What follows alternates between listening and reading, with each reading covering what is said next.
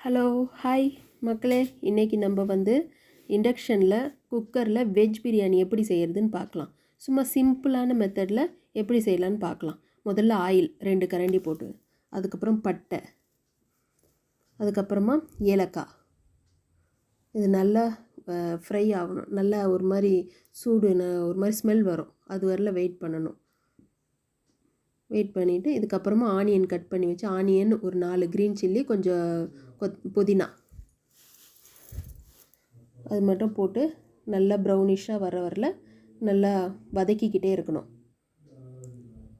பார்த்திங்கன்னா நல்லா வதங்குற ஸ்டேஜில் நம்ம கொஞ்சம் ஸ்டவ் மட்டும் ஃபாஸ்ட்டாக வச்சுக்கணும். அப்போ தான் ஆனியன் நல்லா வதங்கும். இந்த இண்டக்ஷன் இல்லையாது அடி பிடிச்சிடாமல் இருக்கிறதுக்காக ஒரு கரண்டி எண்ணெய் போட்டிருக்கேன். அப்புறம் இண்டக்ஷன் ஒரு 1400 அப்படி அந்த இதில் வச்சு வாட்ஸில் வச்சு நல்லா இதெல்லாம் பேச்சுலர்ஸுங்கெல்லாம் சூப்பராக இண்டக்ஷன் வச்சுருக்கிறவங்க வீட்லேயே அந்த இண்டக்ஷனில் சூப்பராக செஞ்சு சாப்பிட்லாம். வெளியில் தங்கி இருக்கிறவங்க அவங்களாம் நல்லா செஞ்சு சாப்பிட்லாம். இப்போ நல்லா ப்ரௌனிஷ் ஆகும். ப்ரௌனிஷ் ஆகிட்டே இருக்குது. நல்லா அடிக்கடி நம்ம இது கிளறி விட்டுட்டே இருந்தோன்னா தான், வதக்கிட்டே இருந்தால் தான் நமக்கு அது அடி பிடிக்காது. ஏன்னா இண்டக்ஷனில் டக்குன்னு அடி பிடிச்சிரும். அடி பிடிச்சி ஒரு மாதிரி ஸ்மெல் வந்துடும். அதனால் நல்லா ப்ரௌனிஷ் ஆகிற அளவுக்கு நல்லா ஃப்ரை ஆகட்டும். ஆனியன் நல்லா சூப்பராக ப்ரௌன் ஆகணும். நான் ஃபஸ்ட் டைம் போடுறதால நான் தக்க பக்கன்னு பேசுவேன். எதுவும் நினச்சிக்காதீங்க ஃப்ரெண்ட்ஸ். கமெண்ட் பண்ணுங்கள். நான் ஏதாவது தப்பாக பேசியிருந்தால் நான் பார்த்துக்கோங்க. அதுக்கப்புறம் நல்லா ப்ரௌனிஷ் ஆகணும். இப்போ இஞ்சி பூண்டு பேஸ்ட் அரைச்சி வச்சுக்கணும் தனியாக. நல்லா சும்மா கொஞ்சோண்டு அரைச்சி வச்சுக்கிட்டா போதும். நல்லா சூப்பராக இப்போ ப்ரௌன் ஆகிட்டே இருக்குது. நல்லா ஹை ஃப்ளேமில் தான் வச்சுருக்கேன். இதில் 1400 வச்சுருக்கேன். நல்லா ஃப்ரை ஆகிட்டுருக்கு. இப்போ பேச்சுலர்ஸ்லாம் பார்த்திங்கன்னா வெளியில் போயிட்டு மழை நேரத்தில் என்ன சாப்பிட்றதுன்னு நினைப்பாங்க. இது இப்படியே இண்டக்ஷன் இருந்ததுன்னா கொஞ்ச நேரத்தில் ஒரு ஆஃப் அன் ஹவரில் நமக்கு சூப்பரான வெஜ் பிரியாணி இண்டக்ஷன்லேயே செஞ்சு சாப்பிட்டுக்கலாம். இப்போ இஞ்சி பூண்டு பேஸ்ட்டு அரைச்சி வச்சு இஞ்சி பூண்டு ஒரு 2-3 டீஸ்பூன் போட்டால் போதும். அதுக்கப்புறம் தக்காளி, இஞ்சி பூண்டு பேஸ்ட்டு போட்டோடனே தக்காளி போட்டுடணும், இல்லைன்னா அடி பிடிச்சிடும். அதுக்கப்புறம் ஒரு ஸ்பூனு உப்பு, சின்ன டீஸ்பூன் மாதிரி, ரொம்ப சின்னது ஒரு மீடியமான ஸ்பூன், அந்த ஸ்பூனில் போடுங்க. போட்டு அது நல்லா மூடி வச்சிடணும். இப்போது மூடி வச்சுட்டு அது நல்லா ஒரு வதங்கி வரணும். ஸ்லோ பண்ணிக்கணும். இண்டக்ஷன் ஃபாஸ்ட்டாக இருந்ததுன்னா இண்டக்ஷனில் தக்காளி தீஞ்சிடும். அது அப்புறம் அடி பிடிச்சிடும் அது. ஏன்னா இண்டக்ஷனில் செய்கிறதால ரொம்ப கொஞ்சம் இது பண்ணி தான் செய்யணும். இப்போ மேஷ் ஆகி வந்துருச்சு. இந்தளவுக்கு மேஷ் ஆனாலே, ரொம்ப தக்காளி மேஷ் ஆனாலும் ஒரு மாதிரி டேஸ்ட்டே இருக்காது. ஓரளவுக்கு நார்மலாக மேஷ் ஆகி செஞ்சு பாருங்கள், அது இன்னும் டேஸ்ட்டாக இருக்கும்.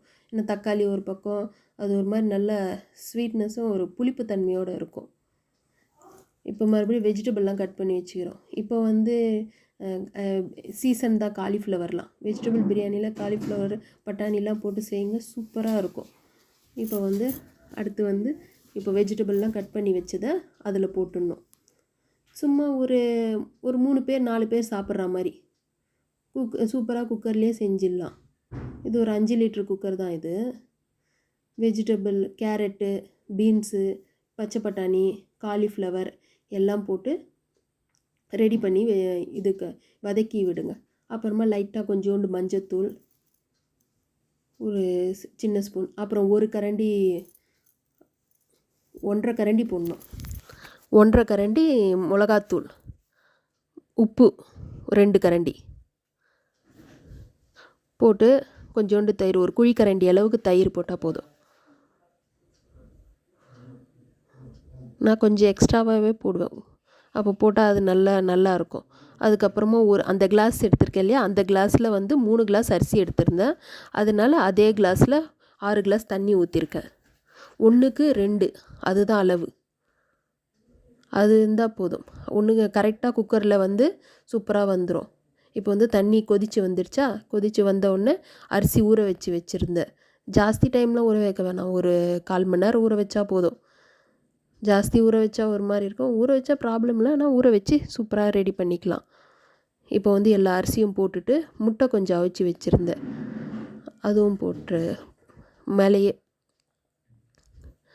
நெக்ஸ்ட்டு இப்போ அரிசி எல்லாத்தையும் போட்டுட்டு நல்லா அது கொதி வந்த உடனே தண்ணி நல்லா சுண்டுற மாதிரி வரும்.